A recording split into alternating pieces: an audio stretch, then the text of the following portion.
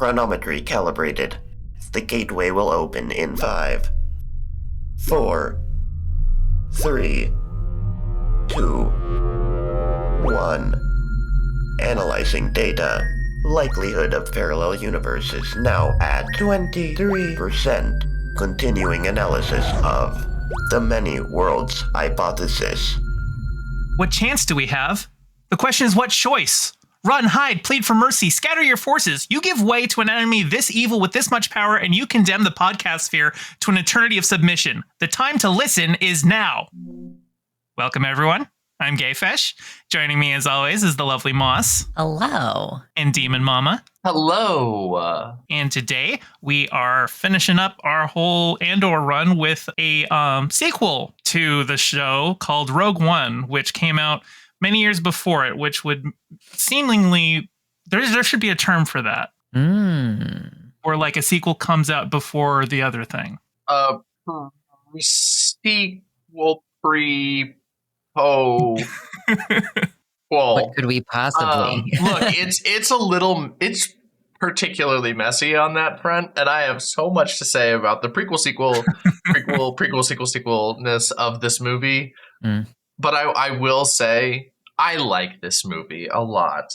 I really do enjoy it. But but that love comes with a lot of critiques.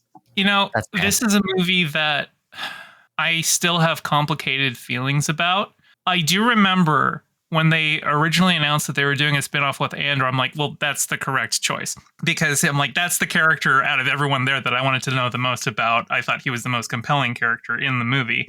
And so, like, even having no idea how fucking good Andor was going to end up being, I was just like, yes, give me that. And even if it had been a more like bog standard, oh, here's just the origin story of this side character, I probably would have been fine with that too.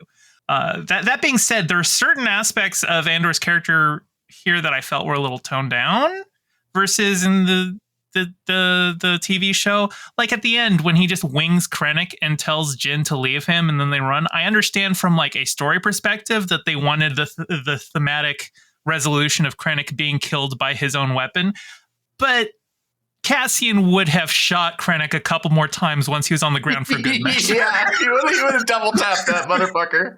There's a lot of weird stuff that's like, I mean, you have to give it grace because it came out so long ago, but also this movie is tonally so different than Andor. This is like a spy war movie, like with it's like a war movie with spy elements in it. But it's very war movie in structure. Like it has okay, it's like 3 different little missions that they go on, and each one like goes into its little like tactical situation. But before we get too far into it, I need to make a pitch for what Disney needs to make next. Okay, and I am not one who generally recommends sidequels or spinoffs, but I need the Boar Gullet adult adventure because that's crazy. That scene is crazy. I was looking at Boar Gullet and I'm just like, oh boy, if you just like mixed DemonMama and Dr. Gorsh together, like this would be their ideal monster. Oh, I love Boar Gullet, but also the scene is just, I can't like. This is one of those moments of where it's like the writer's poorly disguised fetish, like unbelievably so. They have the like poor little like shaking guy going as the tentacle, like the tentacle detail. They're like snaking up around him and caressing his face, and then he gets mind broken by the animation on those arms was really good. I don't know how much was CGI and how much was practical, but like you could like see like the shifting muscles underneath the skin and everything. It looked really good. Again, writers poorly disguised fetish. The CGI was all over the place. Like the quality, like you got Tarkin, and I'm like, please, like there was only one time in the whole movie I was like, okay, that was fine, and all the rest of the times he was on screen, I was like, please kill me. Why are you doing this? Could have just recast. Should have just recast. But the CGI on Jeddah, like the explosion on Jeddah, I thought was like really, really well. It was well thought out in terms of shot comp and like going from one shot to the next and like how slowly this thing rolls out. But the CGI also was just really well done, I thought. Yeah, I agree. Yeah, the Ratatouille Anton ego. It was like I dread God, that he moment. is. He looks exactly like Anton Ego. It shocks me every single time. And I don't know what they were thinking. I really don't know what they were thinking. There's so many cameos in this movie that are done specifically just because they're like, hey, remember Star Wars? Like, I mean, wasn't it Rogue One that caused Red Letter Media to do their ATSTs? Yes. Yeah, that was the I was about to movie. say that. And like, so many of them do not make sense. Like having Evazan and Pondo Baba on Jeddah just to be like, hey, it's those guys that got in a bar fight with Luke and Obi-Wan later. It's like, okay, but Jeddah dies in 5 minutes. So like they were just on their way out. Why are they there? And then like at the end when like They cut the last bus out. when the Rebel fleet is preparing to go to Scarif and you have R2 and 3PO on the ground on Yavin going, oh, what's going on? Nobody ever tells us anything except that before this, when Rogue One had just headed off over to Scarif, Bale was like, I've got a mission for Captain Antilles to go contact Obi-Wan. So like R2 and 3PO would have already been on the Tantive when the rest of the Rebel fleet is. So like You've those created things plot holes. they don't make sense, and it's just there to be like, remember Star Wars? So yeah that shit is awful. And honestly, like when we were watching Andor, I was talking about how overall Andor season 2 plugs into Rogue One quite well overall, I would say. Yeah. Especially with characters like Krennic, where you're just like, oh man, like this enhances his character. But it plugs into A New Hope like just terribly. It's so bad. Like you were just mentioning the part that I was sitting there going, okay, so Bail Organa was like, I know just the person, and then Mon Mothma's like, but can you trust them? And then Bail like gives like a look at the camera. It's like, I trust her with my life, and it's like obviously Princess Leia, but it's like, so his idea was we're going to dispatch Princess Leia in the Tantive 4 inside of a Mon Calamari cruiser that we're going to also send to Scarif. And yeah, it doesn't make sense. And it also just it makes no sense to me, like what they were like, how they're trying to plug it in with like, why do they need to find Obi-Wan? Because with the way that they were going with Andor and even with Rogue One, it's like in A New Hope, Obi-Wan was like, oh, we're in like the rebellion is in desperate straits. We need this like magical guy who's rumored to be out here who has special knowledge and can be an ally, and like he's a friend in a desperate place. In this movie, it's like that's your official plan is to seek out some guy who may or may not be dead. What to deliver the Death Star plans? It's like what? Like, well, I don't know that it's to deliver the Death Star plans. I think it's just, look, things are getting dire. We're kicking into like full blown war mode now. We should probably go get one of the best generals in the Clone Wars. But I will say it does like also just completely reframe the whole Leia and Vader interaction at the beginning of A New Hope, because she's just like, I don't know what you're talking about. I'm a member of the Imperial Senate on a diplomatic mission to Alderaan. And she's like, and Vader's just saying, like, girl, I was here 10 minutes ago. I saw you leave the Battle of Scarif. Where do you talk? I killed your guys. What are you talking about? I literally watched you launch out of that Scarif. We've been following you the entire time. We haven't broken eye contact. I watched you like go and do this. That you were staring into my eyes as you did this thing, and now you're telling me, oh no, I don't know what you're talking about. Yeah. The way I characterized this in my notes was like, Leia turns around and goes, what plans, bitch? I have no idea what you're talking about. Also, fuck you. You're not my real dad. Oh my God. Okay, so I have an idea. Let's talk about the first thing that happens in the movie, which is Andor shooting a guy. And which is the first thing he did in Andor, to shoot a guy. Yeah, it is. I also think though that like this is where I feel like the movie and the show plug in together very well, because it's like, okay, like as viewers, immediately after having to deal with Luthen killing this guy who delivered him the plans, Andor has to basically do the same thing. A guy who's an obvious liability but who did a huge solid for the entire galaxy. And it's like, okay, I gotta make this hard call. And you with the context of the TV show, you see the parts of Luthen that carry forward in Andor and the way that he approaches the rebellion. This like, that he has come to sort of accept, not fully, like obviously he has his own part in it, but like the ideological through line between him and Luthen, who's his mentor, this idea that it's like, yeah, well, we have to win. And that's a big part of his relationship with Bix in the TV show as well, is like him grappling with, because she's like, she comes around to be completely on Luthen's wavelength, to the point where she's like, I got to get out of here because that's the only way to keep this guy useful. And yeah, I like that part of it. I think it's interesting. You kind of like awakened what's the right word? Awakened a realization in me because you awakened me to being more woke.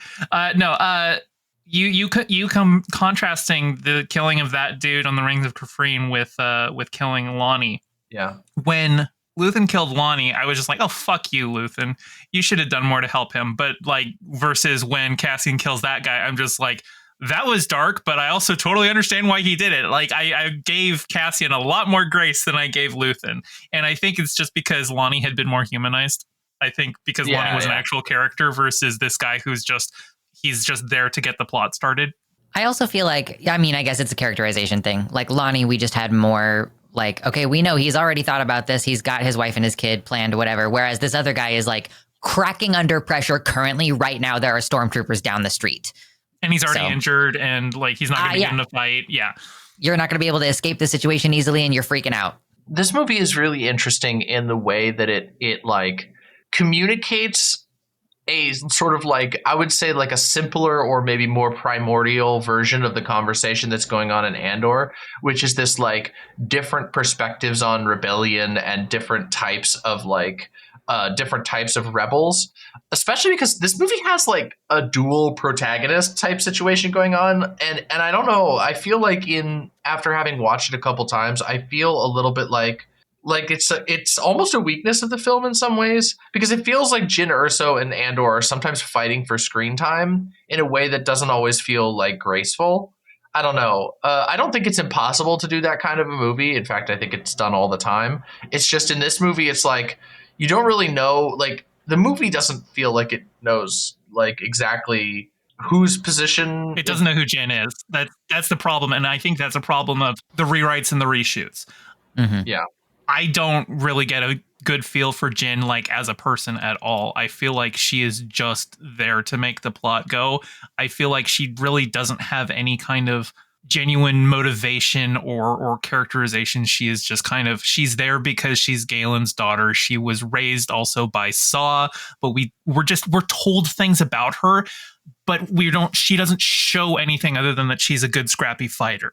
I at no point am sold on like when she's giving the most generic quote unquote rousing speech ever at the Rebel Alliance. Like I don't feel it. And I also wonder like how much of that it was just that speech isn't, the most inspired thing. And also how much maybe it was like a cast recast, a miscast. Like I don't know that Felicity Jones was maybe the best person to play Jyn. It's just, I'm not a fan of Jyn Erso as a character. I love Cassian, but Jyn didn't sell it for me. I want to give my overview response to this 15 minutes in because before when I made a mistake when we were watching Andor season 2, I was like, I'm finished with season 2. I'm going to keep this party rolling. And I watched Rogue One, or rather I watched about 25 minutes of Rogue One. And I was like, oh my God, this is so boring. I'm going to bleed out of my eyeballs. And then I decided I'm going to take some time to actually get some distance from Andor because it is just so much better in quality, which I know that might sound weird to some people. Like the pacing of Andor feels better, even though it takes like a concept and drags it out across 3-hour-long episodes. Like, so hypothetically, and I know that that's a complaint that a lot of people had was that it drags a lot. But I liked it so much better. And so I gave myself some space and I watched Rogue One. And it's a decent like action movie with some cool Star Wars elements, but I do think that it suffers a lot from, it seems that somewhere in the rewrite process, they tried to make it more, let's say less dark. They tried to make it less dark. And I feel like you should have just embraced that this is a pretty dark story. But also, there's an acknowledgement probably in the writer's room that all of these characters are going to die. And so why would we characterize them? Why would we give anybody a satisfying arc? The guy who believes really strongly in the Force still believes real strong in the Force at the end of the movie. Like, Jyn was a politically active person before, and then she got kicked out by Saw, and so she kind of got disaffected, but also never stopped doing illegal shit. And so, like, does she even really go through a character arc where she's like, you know, you can see the like disaffected soldier decides to rejoin the fight, and like maybe you could say that is her arc, but like I don't know. And like, of course, Cassian is the same person the whole time.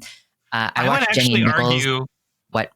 Just to cut in briefly, I think Cassian does have the slightest bit of an arc, but I don't think it makes that much sense, because when he's like, he cares more about saving Jyn than killing Krennic at the end, whereas at the beginning he shoots a guy just because he's going to inconvenience him in his escape. But why? Why? Why is everybody like little sister? Like, it's not. There's not enough. There's not enough to justify this. And like, yeah, Cassian, my cold-hearted killer, suddenly being like, it's so important that, okay, so like the justification in the movie is that she knows this information firsthand, or whatever, as close to firsthand as can be. And therefore we need to keep her alive specifically because if they hear it from her, it'll make a bigger difference, which it fucking doesn't. Whereas he is constantly willing to kill people who are the source of information, because once we've passed it along, that's all that matters. Like Luthen with Lonnie, and like even at the beginning of this movie. So like characters do things that do not make sense. I don't really feel like their relationships are developed well enough to justify how close everybody feels. I feel like there's a lot of characterization that was just completely missed out on. I watched Jenny Nichols' video about this from 8 years ago, and she actually predicted the existence of Andor, because she said, it seems like all of the interesting things in this movie happened before this movie. And wouldn't it be crazy if there was a prequel later where we go into something here? And it's like, yeah, we actually did do that, which was eerie of her to just have made that prediction 8 years ago. But yeah, I was very unsatisfied in a lot of ways, but also cool stuff. Really like the Jedi character. I thought that the humor in this movie was entirely misplaced, and they put some of that on the blind Jedi guy, but like that was nice. After how much I complained about like too much Star Wars shit, and that's why I liked Andor, we brought in some more Star Wars shit, and it was actually kind of like a good part of the movie. Yeah, Chirrut is like one of the best parts of. I think he was like kind of everyone's favorite character in that one. Donnie Yen is great in it. Yeah, the brother lover is so cute. It's so great, and you don't. They're obviously gay, but it's totally done in a way where like, okay, that's not the focus of this story, and we weren't expecting Disney to give us a kiss or anything like that. But like, it's there, it's on the screen. You see it. You see their love for each other. Yeah, they are an old married couple.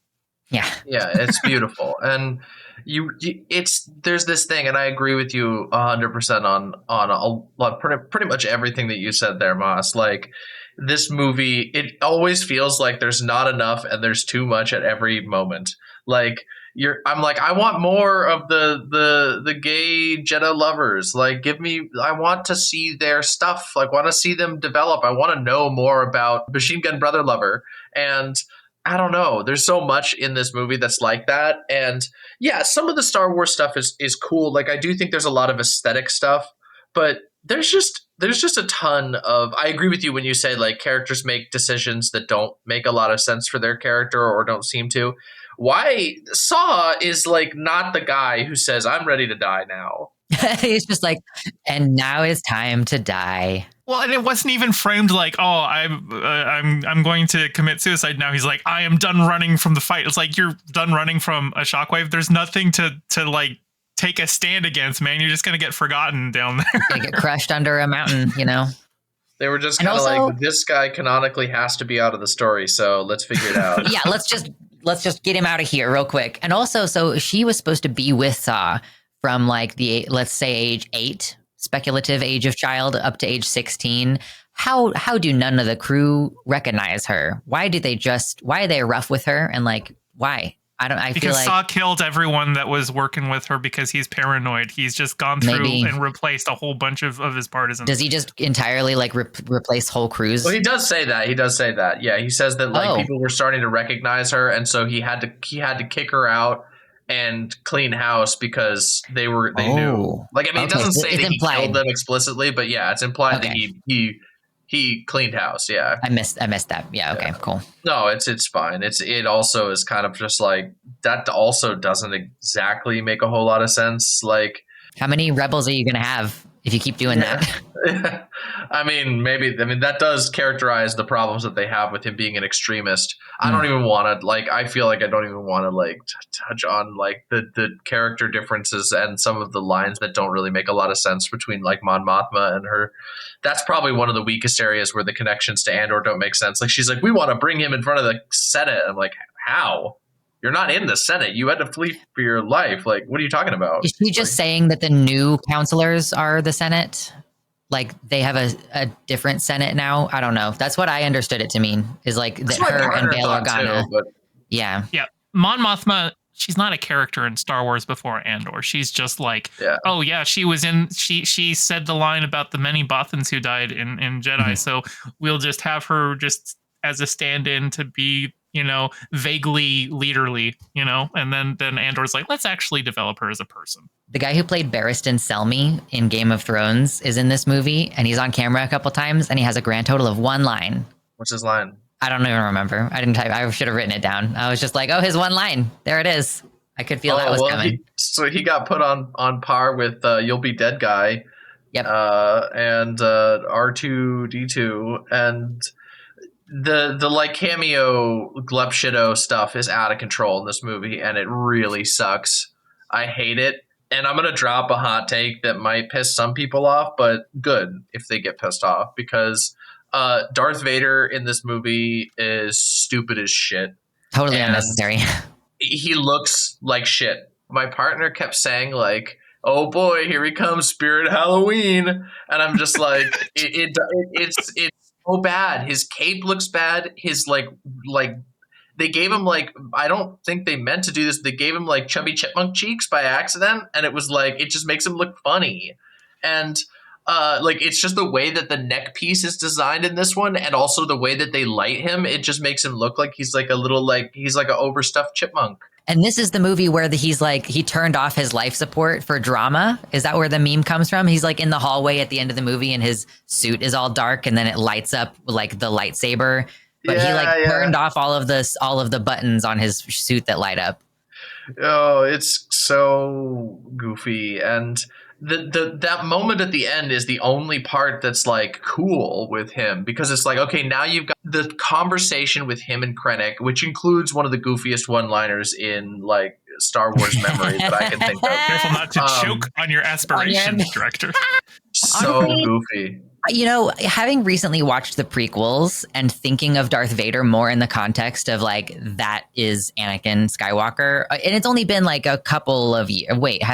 I don't know how long it's been. 15. It's been like 20 years. 15, okay, so like 15, 20 years. I just think like it's funny to think of him as like somebody who never grew past that like petulant child, and he just enjoys being in power and making shitty puns that hurt people. Like, I don't, I just find it funny, really, which is, I guess, not what you want if you're trying to evoke the feeling of, Darth Vader from the originals. Like, it's interesting how much it undermines how seriously we take that character to have seen him in this petulant child stage growing up, and even his fall really feels kind of similar. So yeah, I don't know.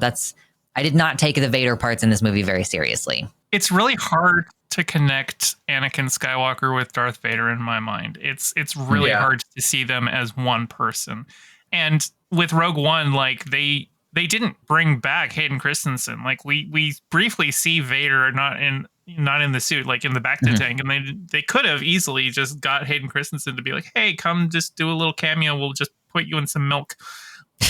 But they deliberately didn't do that. Classic bread tuber move. Okay. But yeah, I've always struggled to make that connection. I don't feel it. And I guess it's supposed to be like a separate character. Like, isn't it a line from the Obi-Wan show? He's like, you didn't kill Anakin Skywalker, I did. Yeah, he did say that. Yeah. Well, and that's what Obi-Wan told Luke in A New Hope, is Vader killed your father. So yeah.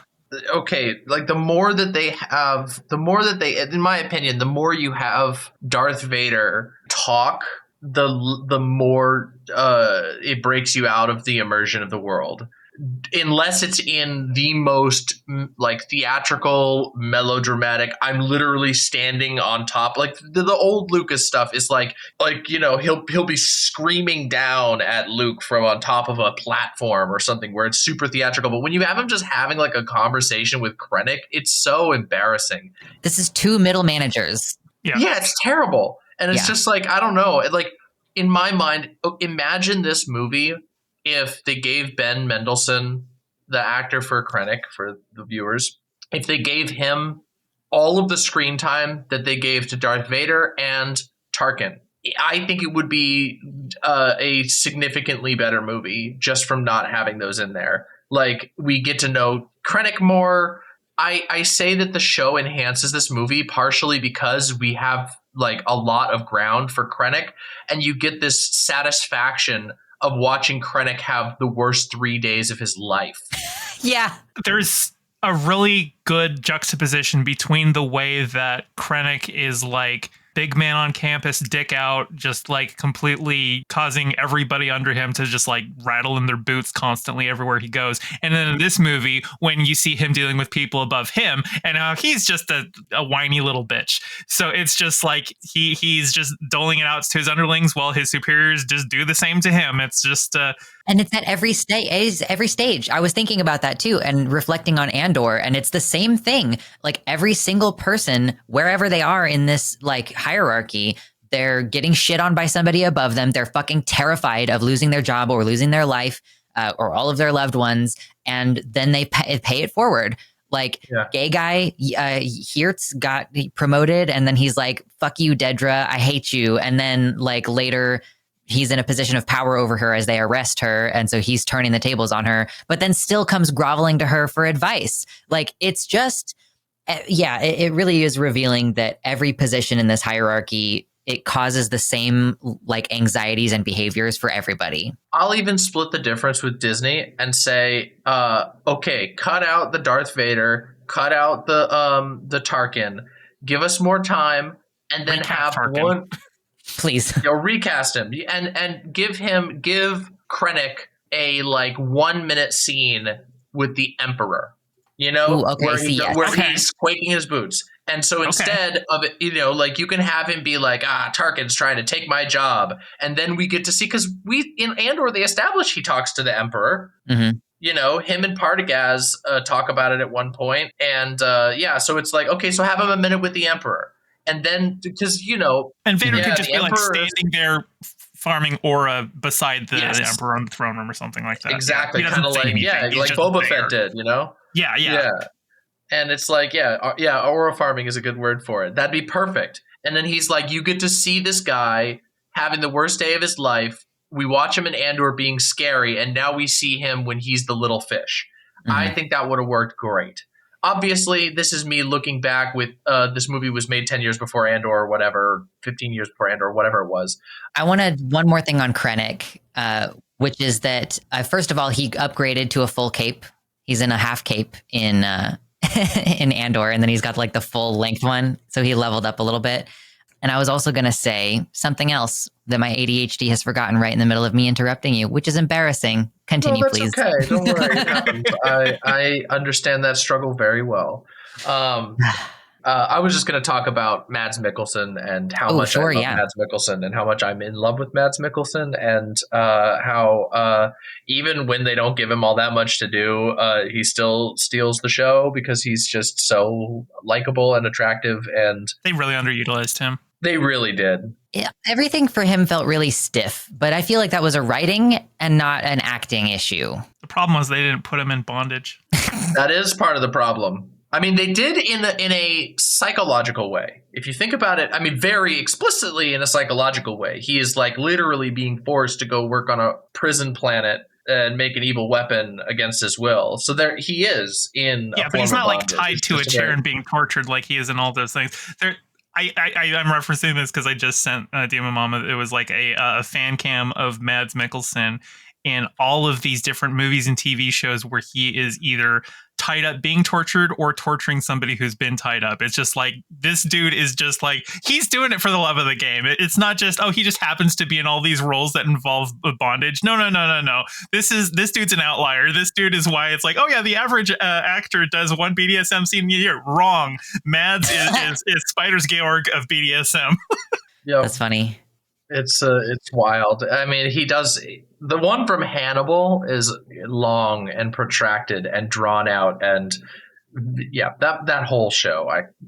We should watch Hannibal sometime because I would Hannibal's love that. a good show. I love that show. I remembered what I was going to say, which is that Tarkin didn't even know about the Death Star for a very, very long time. That is established in Andor when we have the big meeting where he has to say Calkite a billion times. He's like, Governor Tarkin is not on the list of people who are knowledgeable about this. So it would have to chap his ass so much for him to get involved later and try to take it over. What? I will counter that. Tarkin is literally in episode 3 on a Star Destroyer with Vader looking out at the skeleton frame of the starting of the Death Star.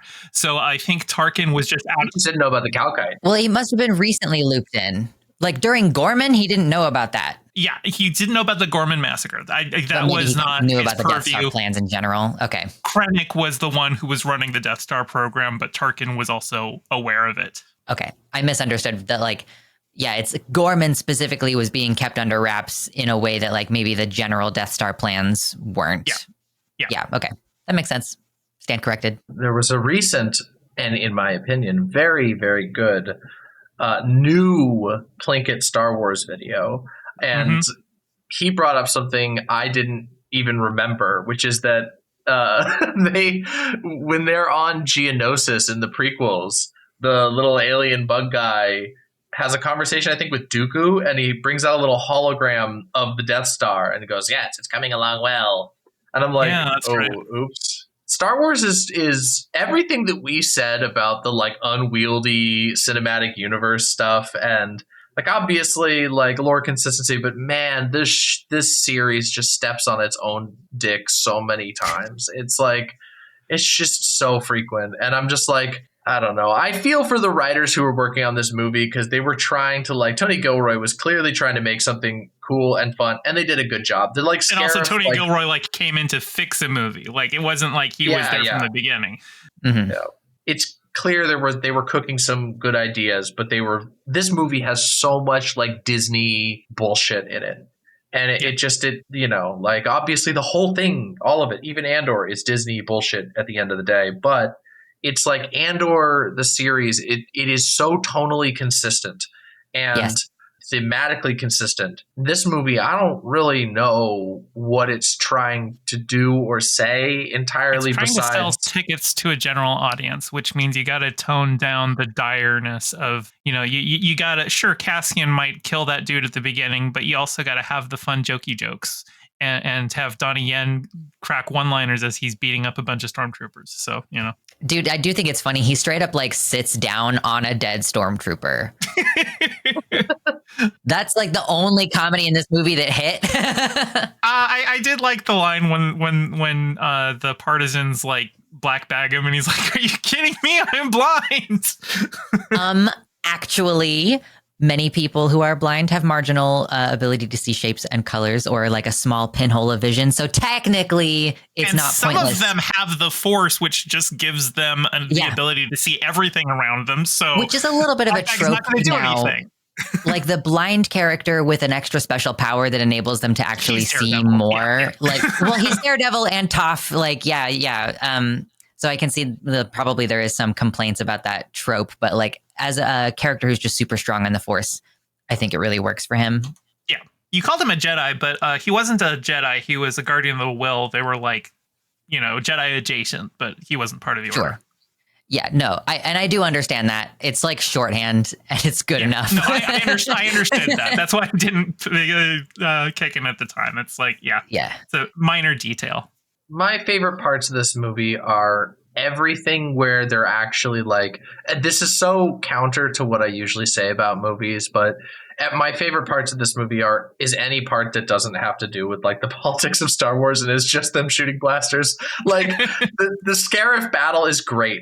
Even the space battle is pretty good. Like they've got some really fun ideas, like the hammerhead maneuver thing, and that's fun and it's good and it looks great and it's choreographed well and there's a flow to it. The same thing goes for like the little scene on Edu, where it's like, oh no, we're running against the clock and I have to decide whether I'm going to assassinate this guy or not. And it's like they're running through the rain and there's all that. And then you've got like the Jedha, the whole Jedha like tension, terrorism, like that whole thing. All good, all great. And then when it's clear that they're trying to use all the extra time to like tie threads together between the prequels and A New Hope, and it starts to go, oh man, I'm starting to fall asleep and this doesn't really make a lot of sense to me. And it sounds like this is like an obligatory thing that you were told to do in order to make the cinematic universe work. And it's unfortunate because I love Andor as a character. And there is one scene I guess I should highlight that I think there's something for us to talk about, which is on Edu, there's a conflict between Jyn Erso and Andor. That was the scene that made me, bring up the thing at the beginning where I was like, it feels like Jyn Erso and Andor are kind of fighting for screen time. Because it's an interesting scene, but we don't know enough about Jyn Erso's values for it to make sense, like besides just ultimately asserting Andor's view.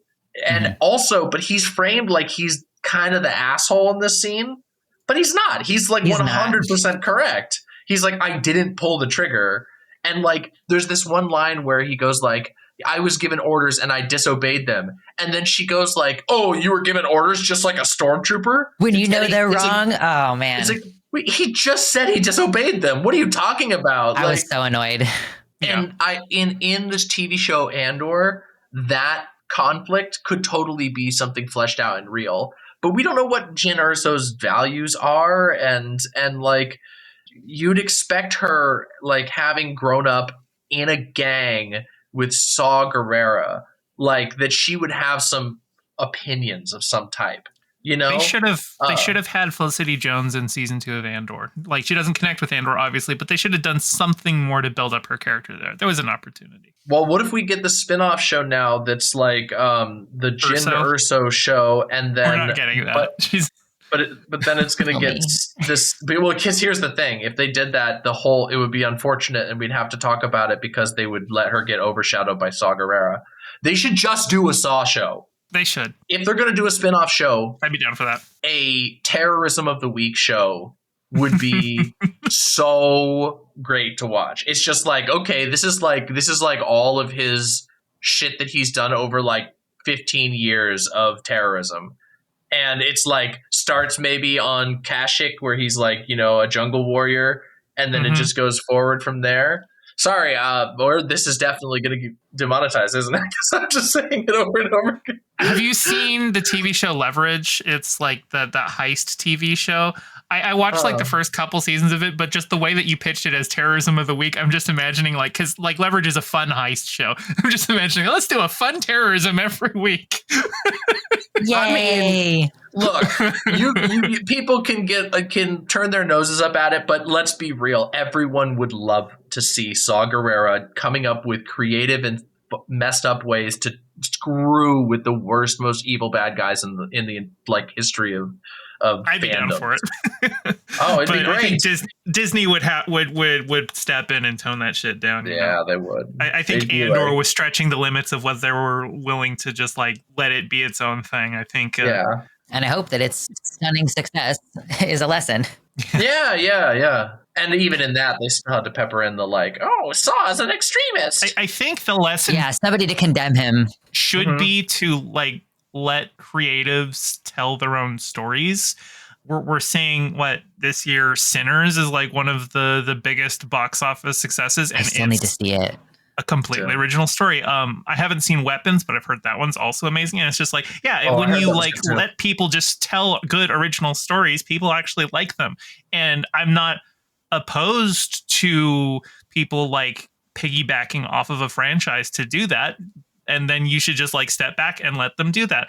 And like especially with the new Fantastic Four movie, I've been thinking back to the Four Stick, which was a terrible movie.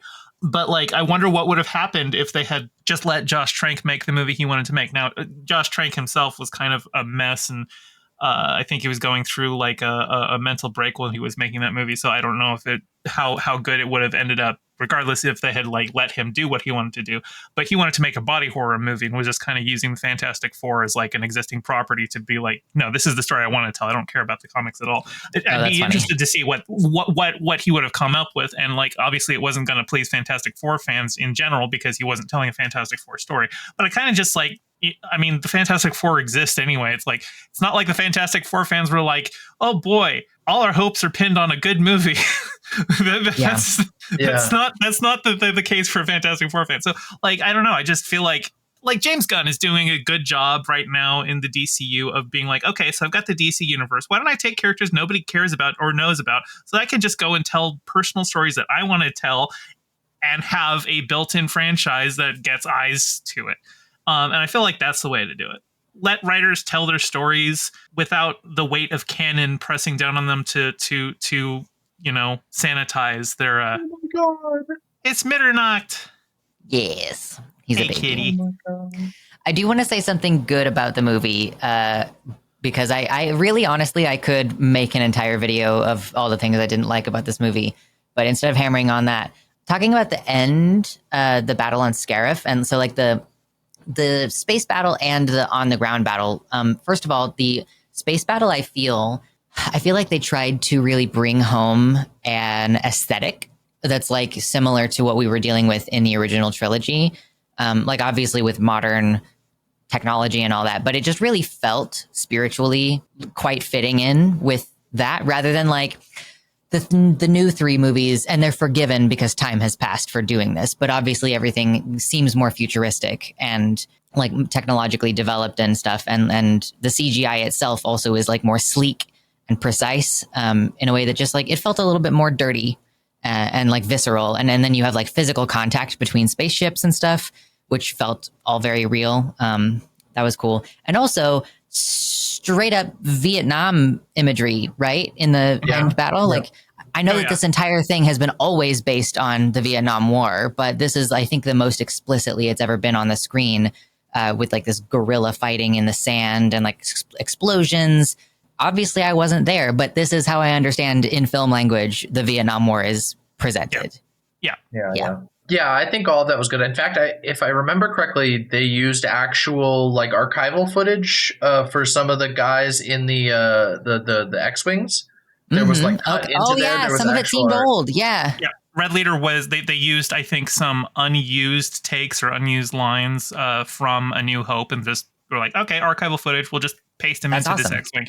That's a good way to do a cameo, by the way. Yeah, absolutely. You could watch it and not even notice it. It just feels natural. It's for the diehards are like, ooh, I caught that. That's a good way to do it.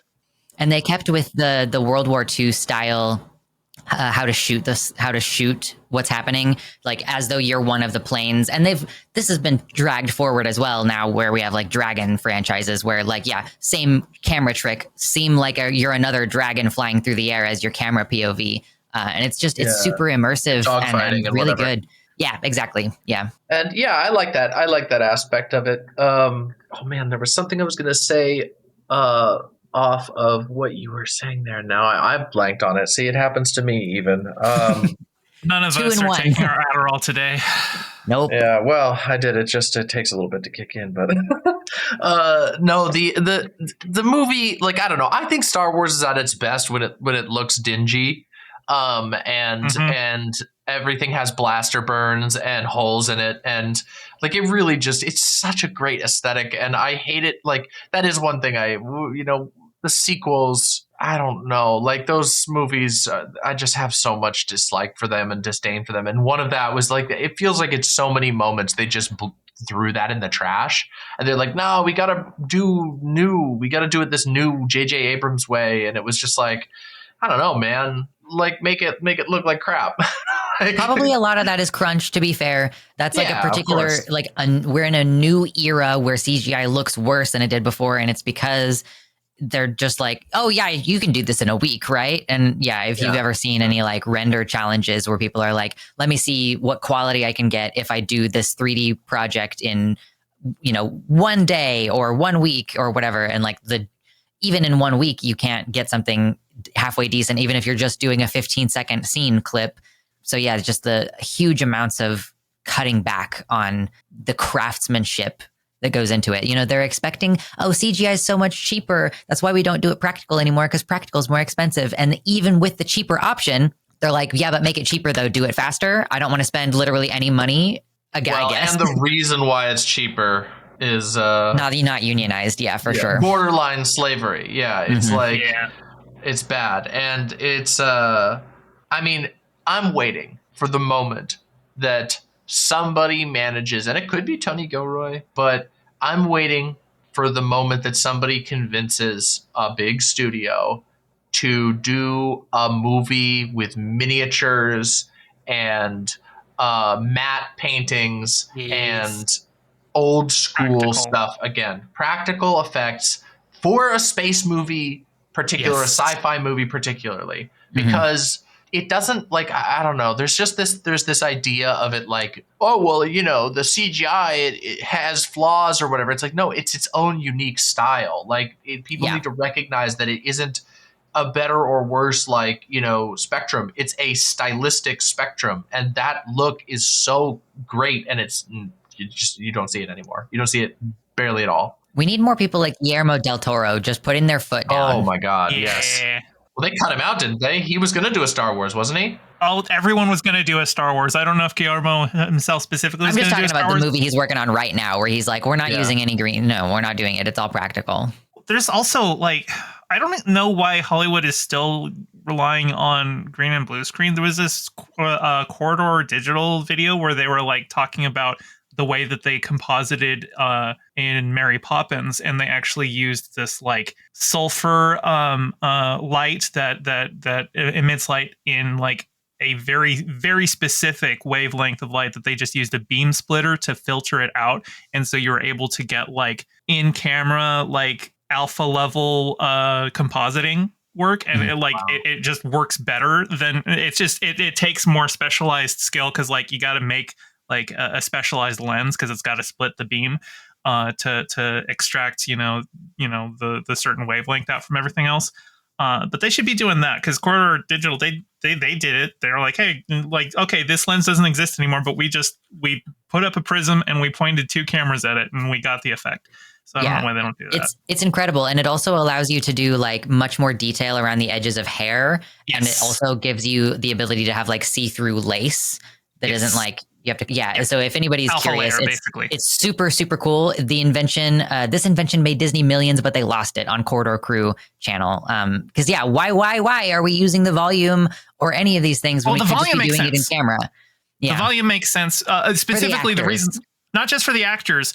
They did it for the Mandalorian, because here's this guy who's wearing big shiny armor and he's the main character, and like if he's on a green screen, the green screen is going to reflect in his suit. We're going to have to paint that out every time. So no, I think the volume is good when used properly. Sure. I lumped it in with green and blue screen, and maybe I shouldn't have lumped those in together. Yeah. What the hell ever happened to building sets and to going and shooting on location? What the fuck happened? Okay, because it still exists. People are still doing it. Andor did it.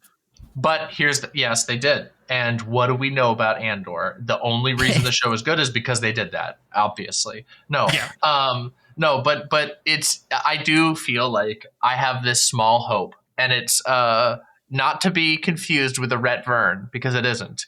But that as the internet dies from AI poisoning, as all of this slop literally starts to drown us, that people will go, actually, you know, I can just take my camera outside and there's like a tree that looks really cool over there. And I can have my cool looking actors stand in front of that cool looking tree with this technology.